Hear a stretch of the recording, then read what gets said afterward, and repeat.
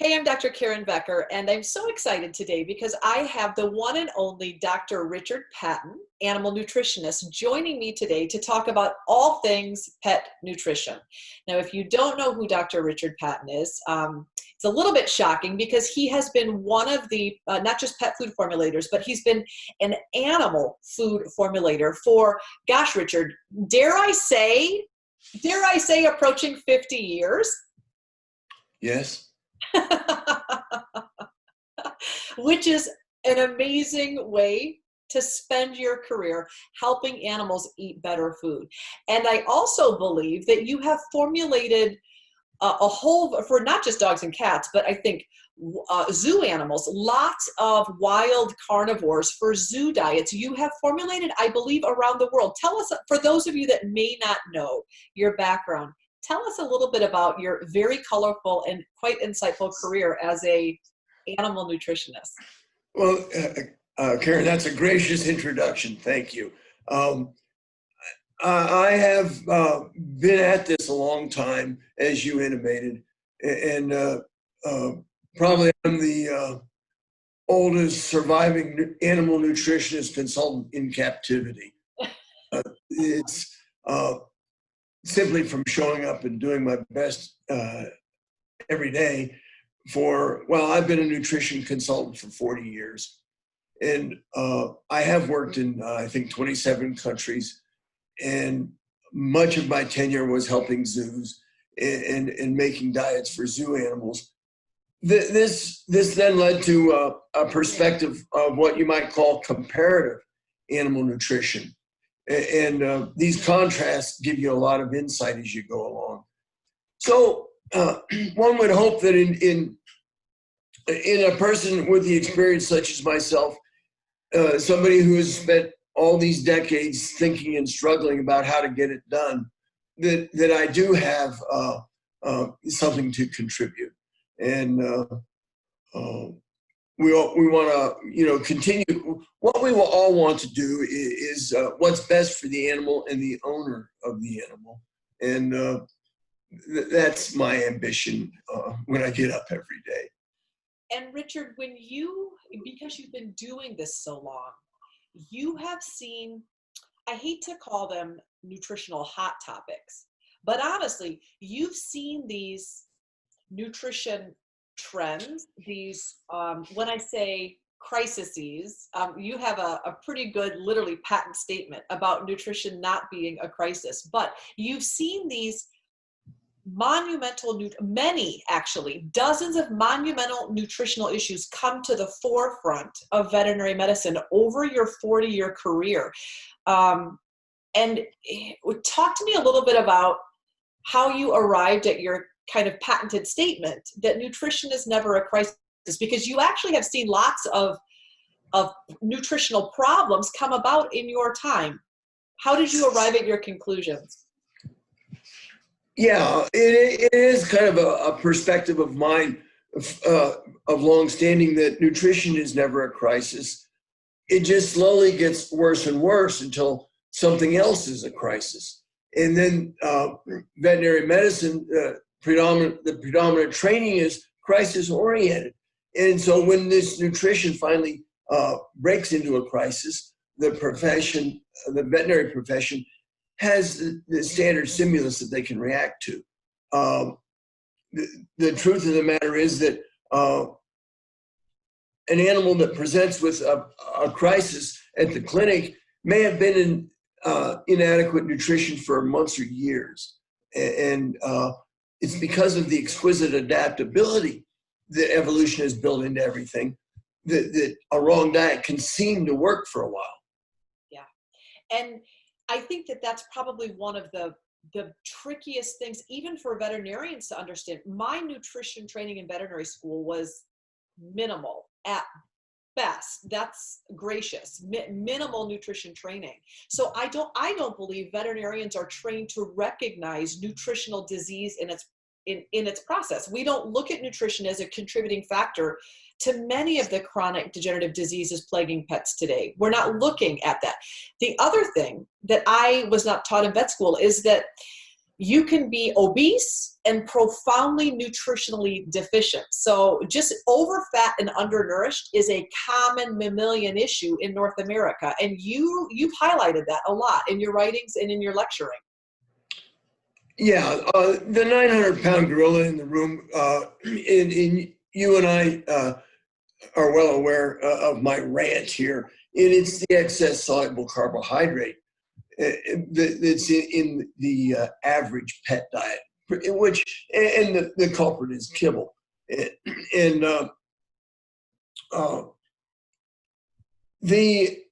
the point you made about these trends that come and go, indeed I have seen a lot of.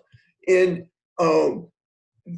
like in human nutrition, there's these popularities that come and go. There's the Atkins diet, the South Beach diet, the keto diet, and they're all just variations of one theme.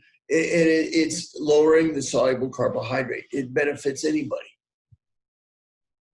And so back up and talk a little bit about, a lot of people will say, Dr. Becker, you're always bashing kibble. And I'm sad because I don't want to bash anything on this earth. However, kibble is a little bit like cereal for kids. It will sustain a body, but it doesn't necessarily nourish a body. So I don't want to, in essence, bash kibble, but the truth is it may not be providing for scavenging carnivores or omnivores even appropriate nutrition. You formulated some kibble in your lifetime, haven't you? Oh, quite. Yeah. Yeah. I think, and it's all part of the perspective that one finally brings to the discussion. In the point you're making, and I've alluded to earlier about adaptability, a bag of potato chips and a Coke will get you to the next day just fine. But we all know that a lifetime of that diet is going to be shorter than it ought to be. And this is, again, because of this adaptability that lets you feed a wrong diet and seem to be getting along okay. Yeah. But the excess soluble carb, which is a failing of kibble, it needs to be addressed. And I, like you, it's not that I'm against kibble. It's the kibble industry is getting better at lowering their carbohydrate. Yes. There was a day when there was the as a type, you might call it the Old Roy farm special, that was a 50% soluble carbohydrate. Well, these people, they're not stupid. They didn't get to be the behemoth industry they are by making wrong decisions. And they're aware of the fact that soluble carb is a discussion among professionals, and they're doing what they can to lower it, and I commend them for that. But there's still, there's one out there now that says that they're 25 or 23% soluble carb. Well, they're fudging. If you do the math, they're closer to 30. But 30 is a long ways down from 50. They're moving in the right direction, and they will continue to move in the right direction. And the point is the primordial diet, the wild world that was the operating stage for the evolution of everything for billions of years, it had very little soluble carb. And our whole problem is nature made it very hard to find soluble carbohydrate. And they adapted to that reality. But mankind made soluble carbohydrate very easy to find. So today we come to this problem where we're all consuming too many soluble carbs. And might I add, they taste delicious. So soluble carbs are cheap. They're easy to find.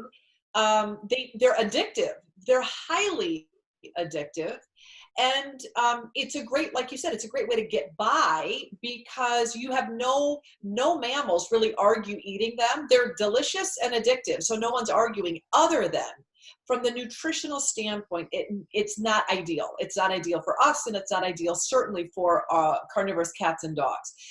So here's my question to you, Richard. You were certainly formulating when the very first cases of DCM that were diagnosed in cats in the 80s, when we figured out that cats need supplemental taurine in meat-based form, that kitties are not making their own taurine. You've been through this now like 3 times in a row. You've lived through the DCM meltdown. So this is round 3 for you. You are a veteran expert when it comes to, you were around when it first broke and people were like, didn't know that was going to happen with cats. And so then we started supplementing taurine with feline diets. Now, here's my question. Supplementing taurine, one preformed amino acid, is a start at preventing cats from acutely dying of heart failure. But what about the fact that these diets are still probably other amino acid deficient, specifically maybe the sulfur amino acid deficient coming from meat? And so supplying one preformed amino acid doesn't necessarily make a poorly formulated low protein or protein deficient diet better. It's almost like putting a Band-Aid on a gushing wound, isn't it? I would concur. There is the kind of tendency to put a Band-Aid on the blister when what's really needed is you need to change the pair of shoes. You're right. I've been there through different iterations of this discussion, beginning with the work at Davis back in the 70s, where they first showed that cats had an issue with taurine. But we got to keep this in perspective. The cat can't make taurine, but in its primordial setting, it didn't need to. It was an exquisite hunter. It always had fresh meat. It always had adequate taurine. Now, the dog supposedly can make taurine. And we look at this and think, well, the dog is evolutionarily advanced compared to the cat. Well, not necessarily so, because the dog was not the exquisite predator that the cat was. Evolution presented the dog with a mutation to make taurine, and the dog ran with it. The dog uses it. But this was a necessity because the dog didn't get enough taurine as a predator. But you see, the taurine, making your own taurine is at a cost. It uses cysteine. And the body has lots of other things to do with cysteine besides make taurine. And so it isn't a case of one's way ahead of the other from an evolutionary advantage. It's just this process of evolution going forward and things fitting in the niche as best they can. So we're back to the cat. The cat does not need taurine if it's on the right diet, if it's on its primordial diet. It's getting plenty of meat and plenty of taurine. And so what the people showed at Davis in the 70s, Morris and Quentin Rogers may have been in on, is that if you take a cat off of its all-meat diet and you start to give it grains, it gets into taurine deficiency, and you have to supplement. Well, Madison Avenue gets a hold of this, Big Kibble gets a hold of this, and today what we've got is kind of like this finger pointing and name calling it in the marketplace, where they're saying, in essence, to the consumer, oh, look, we have taurine, and they don't, we're better than them, buy us. When really the fact of the matter is, if you have to add taurine to have the diet be adequate, it wasn't a naturally balanced diet to begin with. Now we come to the dog. And I don't mean to monopolize the discussion. Beautiful. And jump in. But so it seems this enlarged heart discussion seems to have descended from out of nowhere. And we're all kind of, doing the Chicken Little drill and running around saying the sky is falling. If we go back and look carefully, this has probably been accumulating for a while. Yes. To add some perspective here, the CDC has reported 519 cases over the past year and a half. Well, if we're talking enlarged heart, the problem in people is very prevalent, and it would have been millions of cases. So we have to kind of ask ourselves, out of the 110 to, let's say, 120 million cared for pets in the country, there's been 519 in the past year and a half with an enlarged heart. Let's not get too overblown about this problem. Let's gather as much information as we can and try and understand. Now, I believe, Karen, part of the thesis you say needs to be considered is, in essence, an issue of protein quality, and I agree. This taurine is made from cysteine, and cysteine is part of a balanced diet. And if you are low in cysteine, you may well be in the dog, low in taurine because you don't have enough spare parts to build the taurine. But the other thing you have to keep in mind here is that I think the world production of taurine every year is like 5,000 tons. Half of it is going to the pet industry.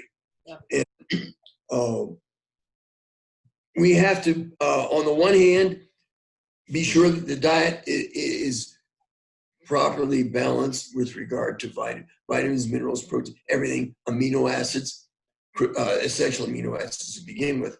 Then we have to go back and look at, well, is there adequate taurine? Is there adequate cysteine? Richard, what are your thoughts about that over the course of the last 20 years, many manufacturers are trying desperately to reduce the number of feed-grade synthetic vitamins and minerals in their food.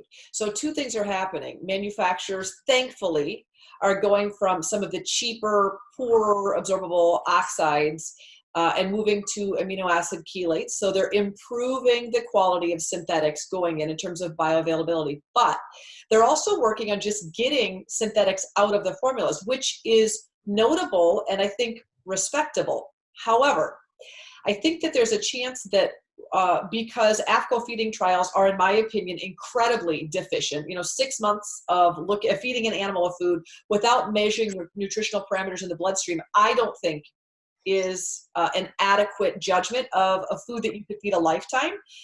We'll talk about your opinions at AFCO feeding trials in a minute, but what are your thoughts about the fact that as companies try and eliminate synthetics from their food, there's a chance that we have not taken into consideration processing techniques and the fact that extrusion or heating these foods may also deplete cysteine and methionine, oftentimes have to be refortified into the foods because the processing techniques alone are impacting amino acid quality, amino acid concentration, amino acid viability, absorption, digestion.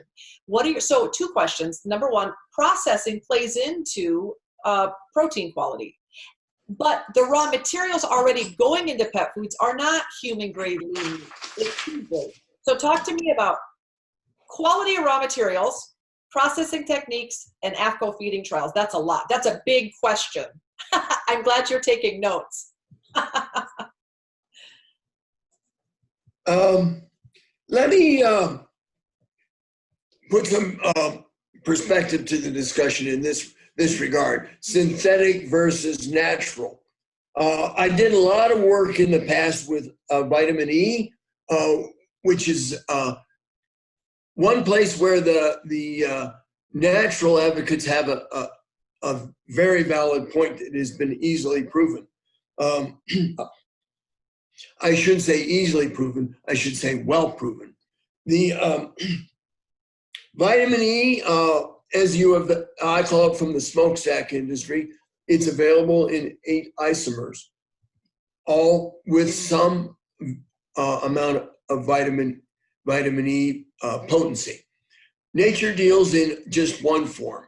It is the most potent at contributing the vitamin E activity that's needed in a diet. And we showed this work in black rhinos in captivity where we were able to draw blood from an ear vein while they were eating. And we fed natural E, then synthetic E, and then did it again. Put them back on natural E and then synthetic E. And what we saw was that when they were on the natural E, the kind that's in fresh forage, for example, or in a fresh kill animal, prey animal, when the rhinos were on this, their blood titers went way above normal. And when they were on the synthetic, it went way down. So as far as I'm concerned, this set up the discussion, the perspective that I always bring to a vitamin discussion. There is natural and there is synthetic, and natural, I think, is going to tend to always be better. And the other part of this discussion that I think everybody needs to keep in mind, if the AFCO requirements for vitamins and minerals are so sacred and sacrosanct, you need to explain something to me. It's called the coyote and the dingo and the feral dog and the mountain lion and the tiger, all these carnivores in the wild that have thrived for millions of years without ever seeing the first nanogram of store-bought vitamin. And so this nutrition game is easily dismissed by some as kind of straightforward, but it's a three-layered chess game. Yeah. Because if you read not AFCO but NRC, which informs AFCO, and when they have a discussion on a vitamin, just about every discussion ends with the closing sentence, but we suspect the gut microflora make all the vitamin the animal needs. And so we then get into this interrelationship between the excess soluble carbohydrates promoting the wrong gut microflora that don't make the B vitamins. And if you simply put the animal on a balanced diet, low in soluble carbohydrate, the proper gut microflora predominates, and the vitamins that are needed are manufactured. And so what are your thoughts? So I could not agree more. But what do you do when people can't maybe make a fresh meat-based diet and they're left purchasing a shelf-stable processed diet that has sit on the shelf for a year and probably will sit in a warehouse for 6 months, and then those nutrients have to be included because the diet without them would be deficient. There's no way to skirt that. You're left having to supply some synthetics for people who can't make homemade diets or purchase homemade diets that are using whole foods for their sources of nutrients. There's no way to skirt that. Well, yeah, in a perfect world, every animal, every wild animal as well as pet would be on the diet that you and I recommend. But the reality of the world is that there, as I simplify it in my discussion, it's a three-legged stool. You've got exercise, which everybody gets. Exercise is good. It's sometimes equipped that exercise is the best diet. Then there's economy and there's convenience. And the typical pet owner, when they're making a purchase decision, it's those three things. And as long as they're emphasizing economy and convenience, we're never going to get them to discontinue kibble. But if, as you say, they do want to do better, but they still have these constraints, my advice is always, look, feed a raw balanced diet to the extent that your budget will afford it. And you've moved in the right direction. Yeah. Clearly, people with little dogs and cats, the sticker shock is less of an issue. But if you got 4 Rottweilers in the house with you, why feeding a freeze-dried diet is going to break the bank. But you bring up a really important point, Richard, that out of the 14 meals that you're going to serve your massive Great Dane, if you can replace one or two of those, 2 out of the 14 meals, if they can be fresh meat-based diet, you are serving the body well. Likewise, if you can, if you're going to trim, if you're making a salad and you're trimming off the ends of the carrots and you're trimming your meats for your family, you supplying human grade scraps, fresh food scraps for the animals in your house is a great addition. Every bite of something unprocessed you're putting in is better than nothing. So I think that that's an important point to make. But back to the fact that 96% of people who love animals are feeding highly processed diets. I feel thankful that many of these manufacturers are trying to reduce the number of synthetic vitamins and minerals in their food. I think that that's awesome.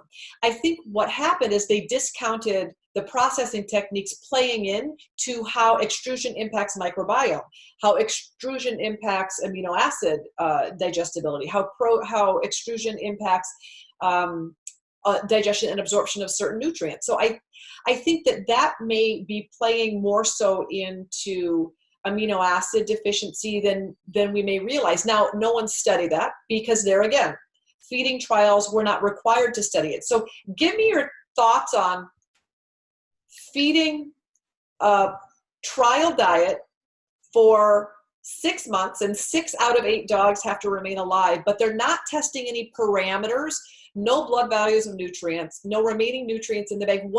How confident are you, Dr. Patton, in AAFCO's gold standard of feeding trials in providing reassurance to pet parents that indeed you can feel confident feeding the same food that passed a feeding trial from the time a dog is born to the time it dies, and you should have no concerns about long-term nutritional intake? Are you convinced that really is a gold standard?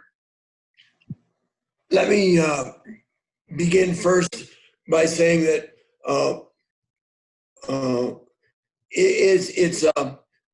I love to attack AAFCO for what they're not getting right, in my opinion. But they are well-intentioned, capable professionals, and their ambitions are the same as ours. It's by an open, calm dialogue that we can get things off a dead center. Regarding the AAFCO approach to things, they say you got to have AAFCO recommendations if you want our blessing, or produce a feeding trial and shows that your food works. Well, I think your points are valid, very well taken. Is how much does their feeding trial really define a diet the way it should be as adequate for pet nutrition? Well, and I concur. My arguments here go even further, or I have an additional argument. Let's say you want AAFCO approval of all life stages and you're willing to do the feeding trials. Well, this produces something like 100 puppies for no other reason than being a lab rat for your efficacy. And I think this is highly irresponsible, and I want no part of it. I am not going to, none of my clients are doing AAFCO feeding trials of any kind. For all life stages. If they want to do maintenance, where you can take an existing, already alive animals with their place in the world, and you want to put them in one place and feed them for 6 months, we have more insight on that diet than if we didn't do that trial. Your point, I think, must be then taken up. But do we have enough information to say, oh, you're good to go forevermore because we fed it for 6 months? No, you do not. Well, most importantly, Richard, we're not measuring anything pertaining to nutrition. We kept an animal alive for 6 months with a food. That's what we proved. With an AAFCO feeding trial, the animals maintained a pulse and heartbeat. The blood parameters that we measure, albumin, CBC, that is not a measurement of any specific nutrient. That's not a measurement of antioxidant status. That's not a measurement of how long that food will be viable for once it's open. We're not measuring microbiome. We're not measuring digestion. We're not measuring absorption. We're not measuring anything other than sustenance for 6 months. And I think that may be part of the reason that we're in the situation we are in with some of these emerging nutrition-related diseases, is that we're using the wrong barometer of how nutritious a food could be over a lifetime, because we're not necessarily measuring those parameters. And I think that's partly why we're in this trick bag with DCM and potentially a whole host of other diseases. So what is your thoughts pertaining to my three questions? I had a feeding trial question, and then I had a synthetics question. What are your thoughts about when you're formulating for your own clients? I know that you are like me, and that your desire is to formulate with the least amount of additions when it comes to synthetics. Talk to me a little bit about the fact that things like selenium, it can be really hard to find food, unless you're going to use Brazil nuts. It's really hard to find food-based sources of even vitamin E. It's really hard not using synthetics. There are some nutrients like zinc that are just hard to come by, vitamin E that are just hard to come by. What do formulators do? Because your options are food or a synthetic. Those are our two options. The synthetic vitamin E, the people that make it think they have adequate proof that it's fully bioavailable as much as any other as the natural vitamin E. Well, after years of battling, we got them to admit, well, it's not as good as natural vitamin E, but it costs much less, so just feed more of ours. So they take a negative and turn it into a positive for them. They sell more. There is the continuing kind of piling on of these different issues. For example, AFCO mandates 100 parts per million zinc. Well, I have to really shake my head at this one. Having made diets for animals of all kinds all over the world for decades, that 100 parts per million is 4 times the need of zinc of any creature I've ever known in my entire time at applying my best thinking to this game. And so I think that for a State Department of Agriculture to be legally allowed to red tag an entire production of a pet food because it has 80 parts per million zinc instead of 100, this is a complete loss of perspective.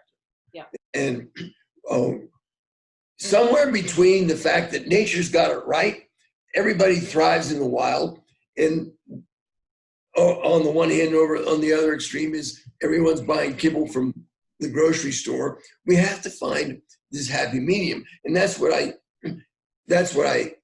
feel your questions are: is where do we land to kind of at the moment going forward in all this turmoil and discussion? Where do we land with our advice to help as many people as possible, as many pets as we can, and harm as few?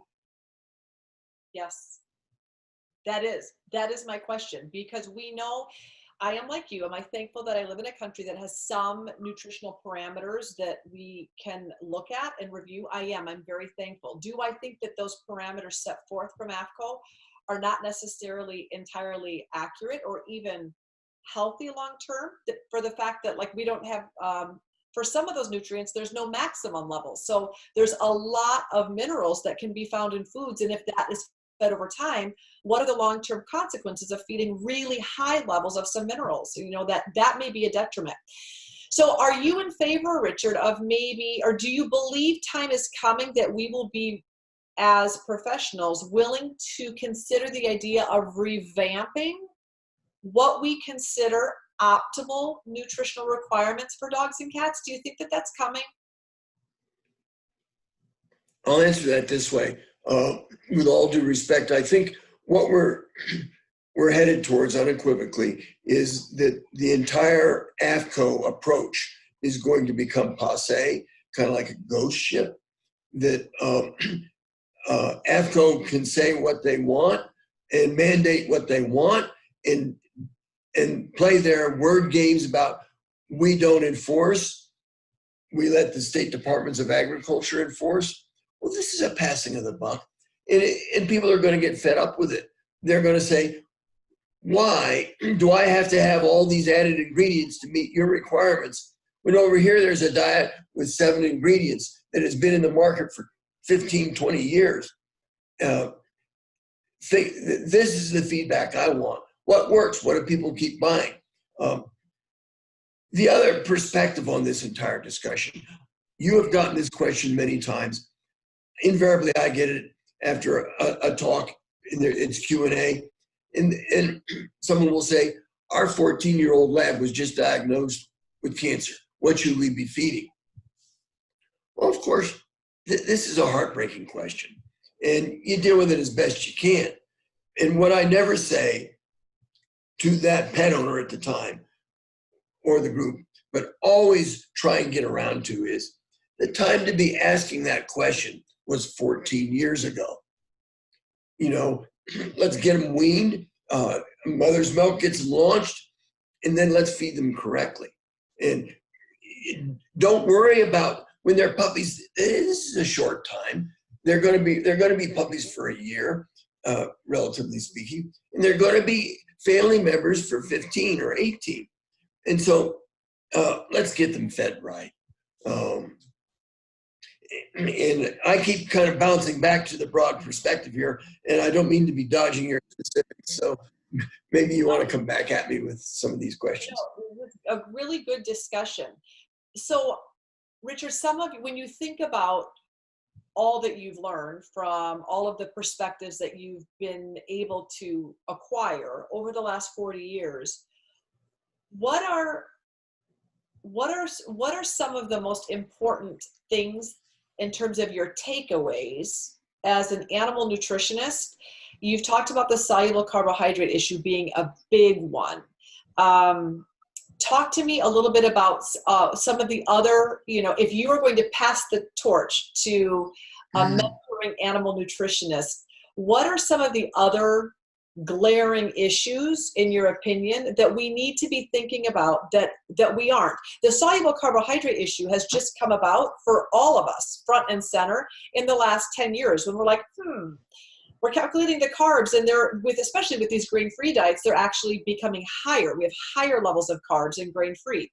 So we're all kind of having this discussion about, this is a lot of soluble carbohydrate.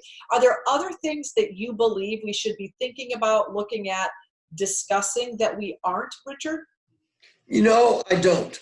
I think that the excess soluble carbohydrate is so big a problem. All the others, they can wait. I'll attack them when we get this 900-pound gorilla out of the room. Yeah. I mean, to worry about the level of zinc, I think it is like arranging the deck furniture on the Titanic. Yeah. There's this much larger concern that I'm completely preoccupied with. Now, more to the point of your question, or to use your own words, which I so love, what do I want the world to know? Yep. And I think maybe it's encapsulated in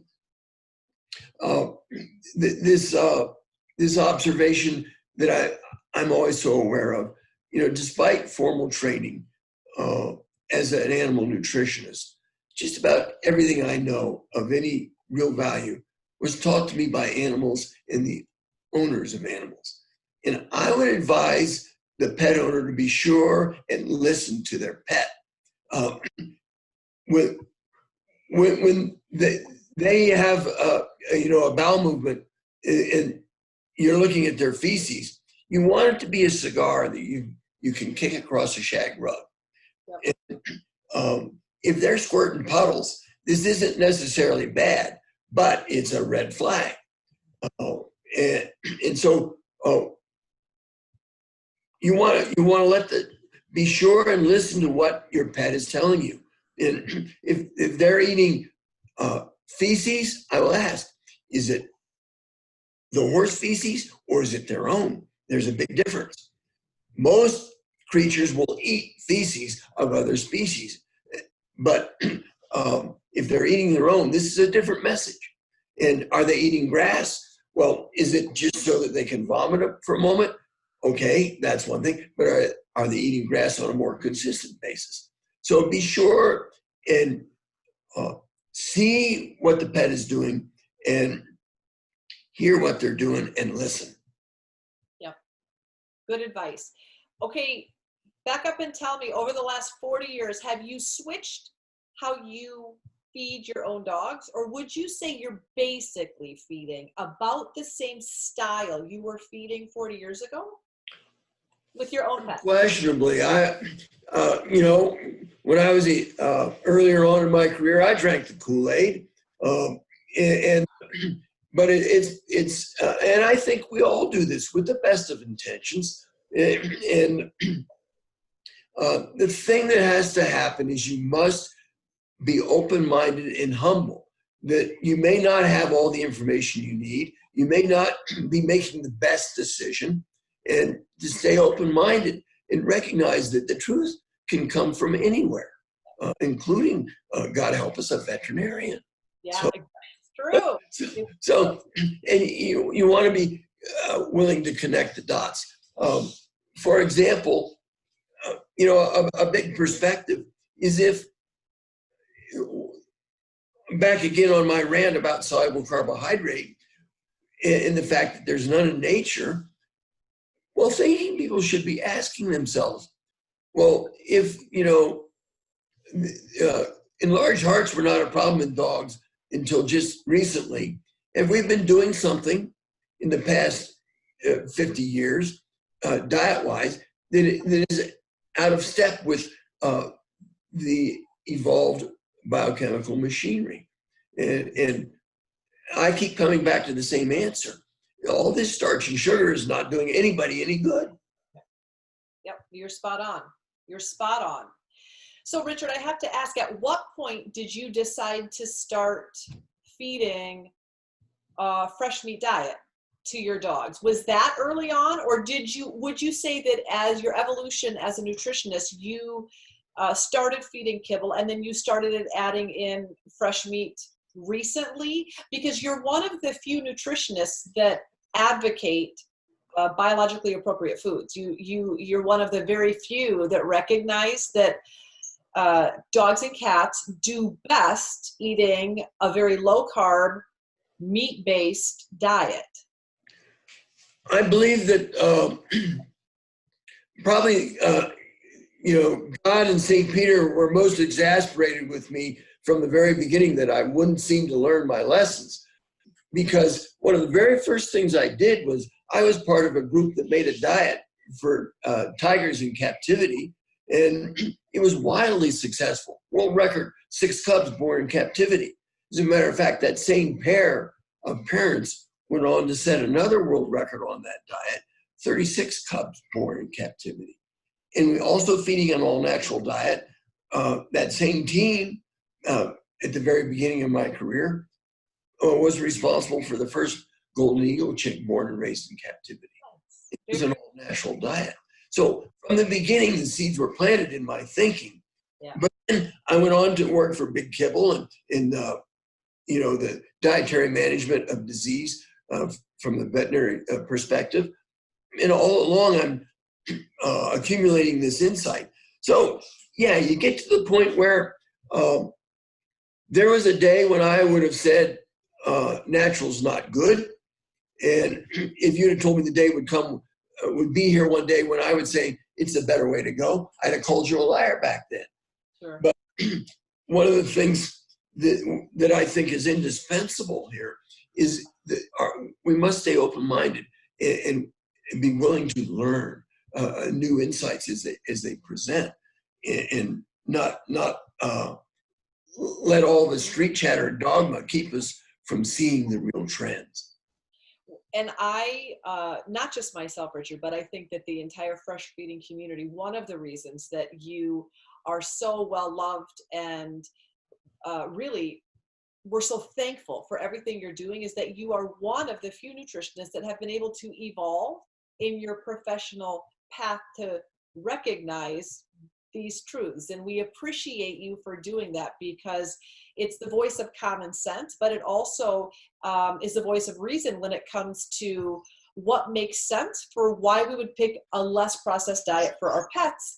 Sadly, there's just not a lot of nutritionists out there supporting our desire to feed less processed foods. You're one of the few, but it came about because of your desire to see a bigger picture, and your knowledge base evolved through your career as your education did. So I really appreciate all that you're doing for all of us looking to have a bigger, broader conversation than what most nutritionists are willing to have. So we appreciate your open-mindedness throughout your entire career. Well, Karen, you're kind to say these things. Thank you. But the approach, I've not abandoned science at any point. I think that the really confident investigator will not dismiss as a counterpoint to his. What he'll say is, show me your data. And when I look back at the data that I've accumulated over 40 years, I am going to take my position today.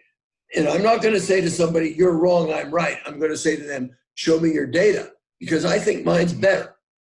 I think that soluble carbs are causing us problems, along with other things. And I want that fixed.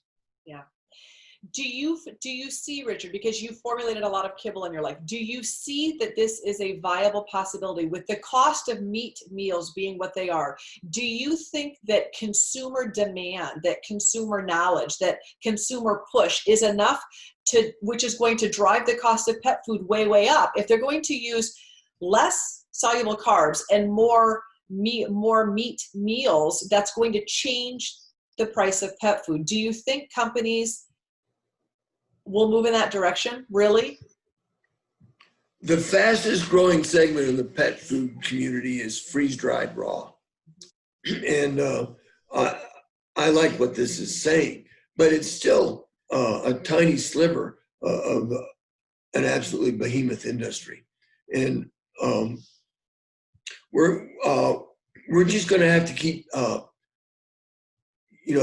playing our tune and making converts as best we can when we can. Yeah.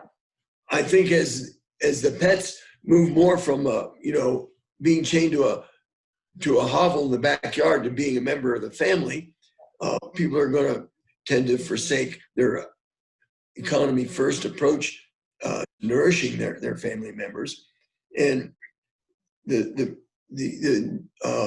willingness to feed proper nutrition is going to gain traction, and sticker shock will be less of an issue. Yeah, and I agree with you. I do think that over time price will come down as more and more companies enter the marketplace. It will drive costs down. I'm right there with you. Well, as always, Richard, it's a pleasure to get your insights and your thoughts. I appreciate all that you have done and all that you continue to do for the fresh food industry. I like your veteran insights on some of these topics. And most importantly, I appreciate you being so willing to talk to all of us about your thoughts and ideas. Of course, glad to help. Thank you. Thanks.